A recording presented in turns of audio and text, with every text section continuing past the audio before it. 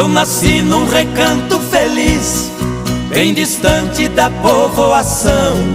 Foi ali que eu vivi muitos anos, com papai e mamãe e os irmãos.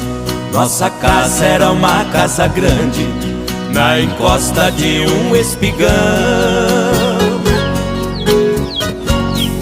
Um cercado pra par tapeceiro e ao lado um grande mangueirão.